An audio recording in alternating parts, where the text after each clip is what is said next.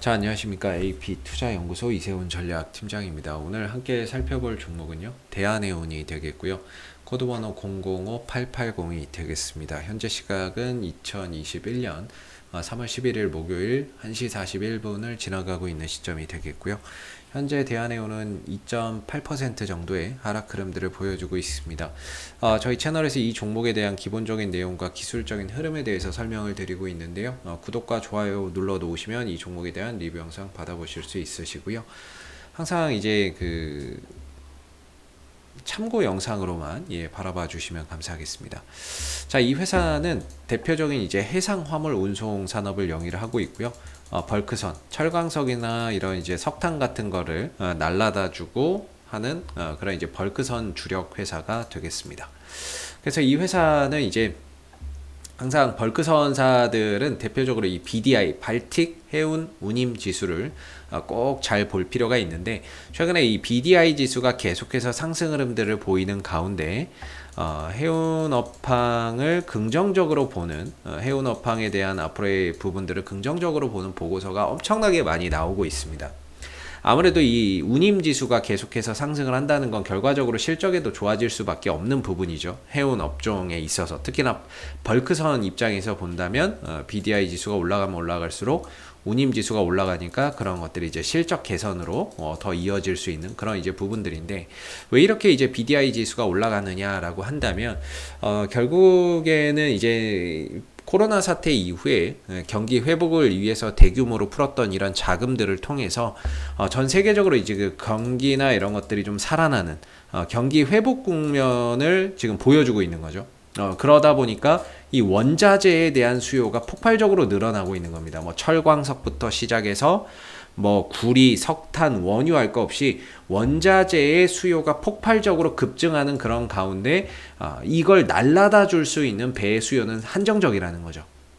그리고 뭐 배가 그냥 뚝딱 만들어지는 것도 아니고 지금 이제 벌크선이 부족하니까 벌크선을 만들어야지 한다고 해도 벌크선 만드는데 뭐 보통 뭐 한 1년 반에서 2년 정도 걸리기 때문에 지금 원자재 수요는 폭증하고 거기에 따라서 운임지수가 폭증하는 거는 결국에는 이걸 실어다 날라다 줄 수 있는 배가 제한적이기 때문이라고 보시면 될 것 같습니다. 그래서 호황기를 맞이했다 이렇게 볼 수가 있겠고, 앞으로 경기 회복이 계속해서 이어지는 상황에서 원자재 수요가 늘어난다면 BDI 지수가 계속해서 좀 상승할 수 있는 그런 이제 부분들이 상당히 좀 크다라고 볼 수가 있겠죠. 그래서 이제 해운주들이 전반적으로 경기 회복에 따른 운임지수 상승 이런 부분들로 인해서 최근에 긍정적인 보고서들이 많이 나오고 있는데요.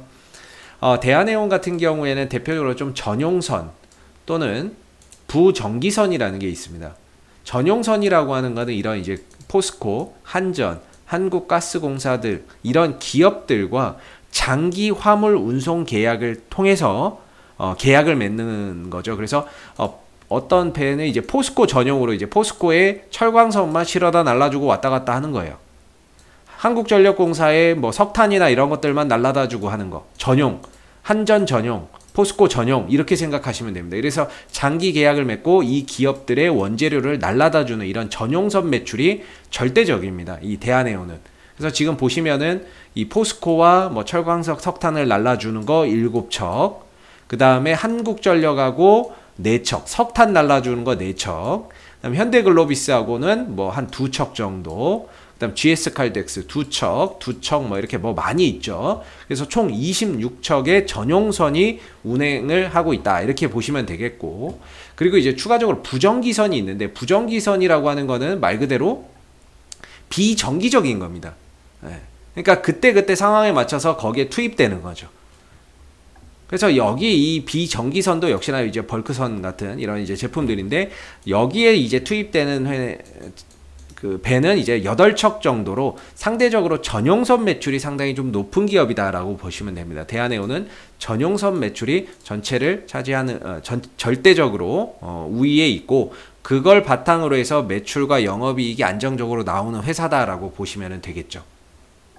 그러다 보니까 이 BDI 지수에 대한 영향을 상대적으로 좀 덜 받는다. 다른 기업들이나 이런 것들에 비해서는 좀 덜 받는다라고 보면 되는데, 그럼에도 BDI 지수가 올라갈 때 하고 떨어질 때 하고 해운업황을 바라보는 이런 시선 자체가 좀 달라질 수 있기 때문에 그래도 영향을 좀 덜 받는다고 해도 BDI 지수가 올라가는 게 해운업황을 전반적으로 긍정적으로 보는 시각에는 분명히 도움이 된다라는 거죠. 그래서 최근에 이제 BDI 지수가 1980, 3월 10일 수요일 기준으로 1980을 지금 올라가고 있으면서 이제 고점이 계속 갱신되고 있는 상황인데, 계속해서 이 BDI 지수가 올라간다면은 결국에 이런 부분들이 해운 업황에도 또 해운 업종에도 긍정적인 역할을 할 수 있을 거라고 보고 있습니다. 그래서 그동안에 이제 대한해운이 이렇게 좀 상승을 보였던 부분들도 이때는 사실 이 상하이 컨테이너 운임 지수가 올라와서거든요. 이거는 컨테이너 운임 지수인데 이거의 수혜주는 HMM이죠. HMM 같은 경우에는 상하이 컨테이너 운임 지수가 올라가면서 실질적인 실적수에 대한 기대감 때문에 주가가 많이 올라왔어요. 근데 이거 올라가니까 같이 올라간 거예요. 대한해운도. 근데 사실 대한해운은 벌크 선사거든요. 이거 상하이 컨테이너 운임 지수하고 그렇게 크게 상관없습니다. 이건 벌크 선사이기 때문에. 근데 이때 BDI 지수는 올라가지 않았어요. 그럼에도 해운주들을 전반적으로 그냥 같이 좀 따라갔던 거죠. 따라갔던 거고, 최근에는 이제 BDI 지수가 올라가면서 또 조금씩 상승폭을 키워가고 있는 그런 이제 모습을 나타내고 있다, 이렇게 보시면 됩니다. 근데 상승폭이나 이런 것들이 좀 제한적인데요. 기술적인 흐름을 보시게 되면 대한해운의 기술적으로는 3,150원, 3,100원 정도가 지지 라인이라고 보고 있고요. 이 자리를 이제 연기금이 받쳐주고 있는 거죠. 연기금이 계속해서 방어해주고 있는 가격 3,100원, 3,150원. 그리고 위로 올라갈 때 부딪히는 1차적인 저항대 3,650원, 2차적으로는 4,000원. 이렇게 이제 계속 좀 설명을 드리고 있습니다. 그래서 이때 거래량이 제일 많이 터졌던 구간, 이 안에서 지금 주가는 오르락 내리락 하고 있다, 이렇게 보시면 되는데, 결과적으로 이 흐름에서 벗어나려면 이거보다 더 많은 거래량이 터지면 됩니다. 이게 안 터지면 실질적으로 조금 이제 넘어가기가 좀 힘들 수 있죠. 뭐 못 넘어가는 건 아니겠지만 넘어가기가 조금 힘들 수 있고, 넘어간다 해도 상대적으로 거래량이 실리지 않으면 신뢰도가 조금 떨어질 수는 있겠죠. 그래서 뭔가 이제 4,000원을 돌파하면서 거래량이 좀 터져주는 그런 이제 흐름들이 나오기를 기대를 하고 있는데, 아쉽게도 오늘도 이제 뜨기는 떴는데 거래량이 동반되지 않는 가운데 전고점 자리를 넘어서지는 못하고 있는 것 같아서 좀 아쉬운 것 같습니다. 근데 이제 그냥 못 넘어가는 거면 다행인데, 좀 아쉬운 게 뭐냐면 음봉의 거래량이 터졌어요. 결국에 뜨고 나서 누군가는 위에서 팔아버린 거죠. 팔아버린 거고, 엊그제인가요? 엊그제도 여기서 이제 음봉이 터지고 주가가 밀리고 다시 올라올 때 거래량이 붙어야 된다 그랬는데, 아니 이게 웬걸 거래량이 음봉에 터져버린 거죠. 그렇다면은 여기서 물린 사람, 그러니까 여기서 주가가 떴다가 밀려버렸기 때문에 음봉이 터졌다는 건 누군가는 팔았고 누군가는 샀다는 거죠. 거래가 됐다는 거죠. 그게 이제 산 사람들은 물린 거예요. 쉽게 말해서 지금 주가가 떨어져 있으니까 다시 올라가면 이 사람들의 이제 매물대의 저항을 좀 받기 시작을 하겠죠. 그게 역시나 또 4,000원이라고 보시면 돼요. 3,000원 후반에서 뭐 거의 4,000원이 되겠네요. 그래서 이 구간을 돌파할 때 앞서서 터진 거래량보다 더 많은 매수의 거래량이 들어오면 됩니다.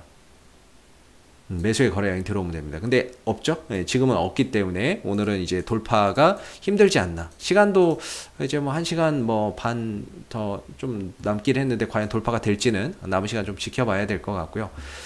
그래서 결국에는 이제 오늘도 4,000원대 이 이상으로 좀 돌파하는 거는 힘겨워 보인다, 이렇게 생각이 들고, 더군다나 오늘의 수급을 보시면 역시나 지금 이 위에서 외국인들 기관들 단타 치고 있지 않습니까? 외국인과 투신, 연기금이 이 가격을 받쳐줘요. 근데 올라갈 때는 이제 투신하고 외국인들이 살 때 올라가고요. 얘네들이 팔 때는 주가가 좀 쉬어갑니다. 그러니까 투신도 외국인도 지금 연기금이 받쳐주고 있는 가운데 단타치고 있다, 이렇게 설명을 드리고 있는데, 어제 같은 경우에는 150만 주 정도를 종가까지 잡아주면서 주가를 쭉 끌어올렸다면 오늘은 또 그 흐름 속에서 80만 주 넘게 또 팔고 있어요, 현재.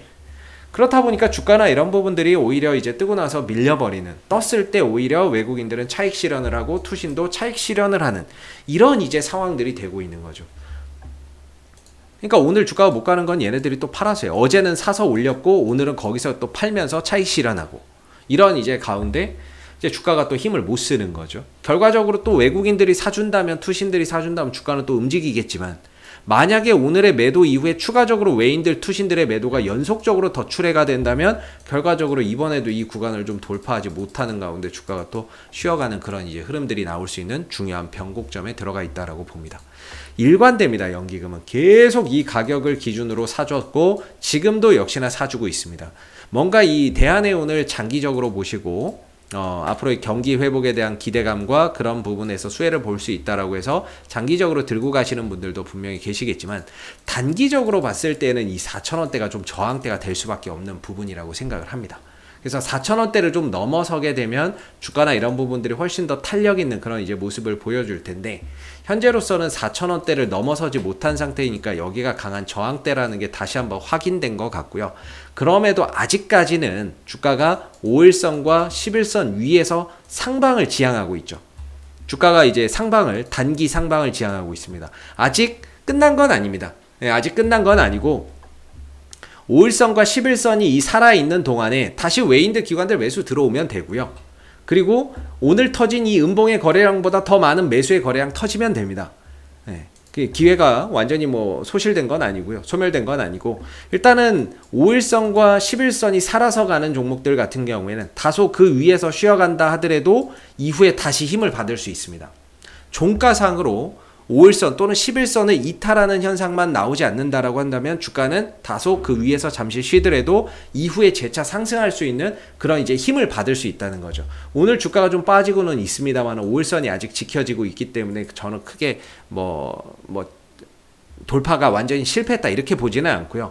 내일 다시 한 번 더 5일선이 지켜지는 부분에서 돌파가 되는지 거래량이 들어오는지 체크해 보시면 되는데 반대로 이게 내일도 이제 외인들 기관들 팔면서 5일선도 깨지고 10일선 깨지는 그런 현상이 나온다 그러면 이번에 돌파가 역시나 또 실패하는구나. 그렇게 되면은 다시 한 번 더 주가나 이런 부분들이 단기적으로 탄력이 좀 떨어지면서 한 3,100원과 3,150원 이 흐름으로 이 박스권 흐름으로 다시 전개될 가능성을 우리가 생각해 봐야 되겠죠. 그래서 지금은 저는 개인적으로 보유자분들의 영역이다라고 생각을 하고 신규 매수나 이런 것들을 들어갈 수 있는 기술적 자리라고 보여지지는 않습니다. 이 자리를 넘어선 순간부터는 몰라도 넘어서기 전까지는 사실상 이 자리가 이제 매수 자리라고 보기에는 좀 어렵지 않나. 더군다나 여기서 오늘 음봉의 거래량까지 터졌다면은 더더욱더 매수나 이런 부분들에 있어서 신중을 기해야 되는 게 아닌가 이렇게 좀 생각이 들고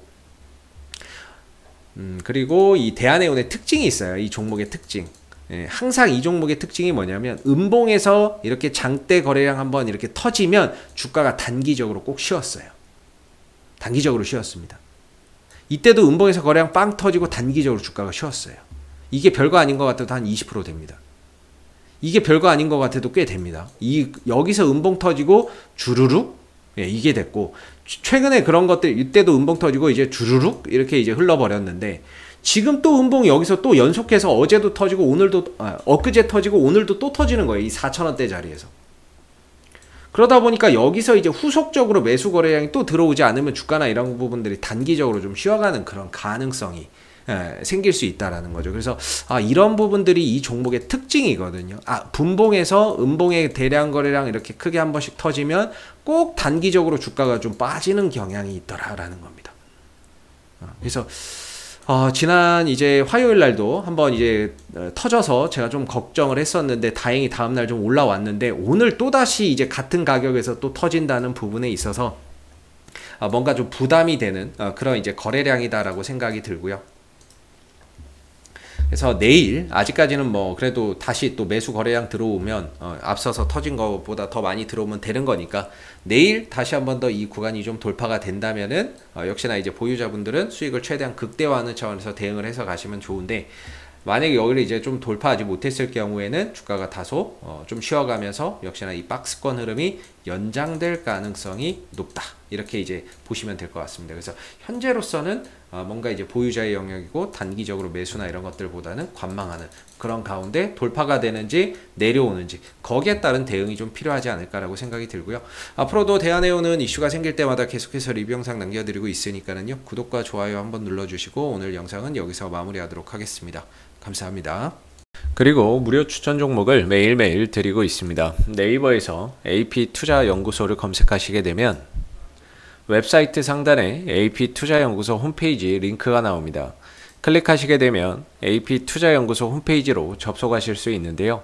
가운데 무료 추천 종목 카테고리에 2021년 무료 추천 종목을 클릭하시게 되면 소장님께서 매일매일 댓글로서 국내외 실시간 시황에 대한 브리핑과 함께 무료 추천 종목을 제공해 드리고 있습니다. 하나 눌러서 들어가 보게 되면요. 댓글 리딩은 아침 7시 41분에 시작이 됐고요. 무료 추천 종목을 보시기 전에 꼭 읽어보세요도 한번 참고해서 읽어보시면 좋을 것 같습니다. 그리고 간밤에 마감됐었던 미국 증시에 대한 상승과 또는 하락에 대한 이유도 이렇게 쭉 적어드리고 있고 댓글로서 시장 상황에 대한 부분들도 포인트를 짚어드리고 있는데요. 그리고 이제 9시가 되게 되면 무료 추천 종목이 나오게 됩니다.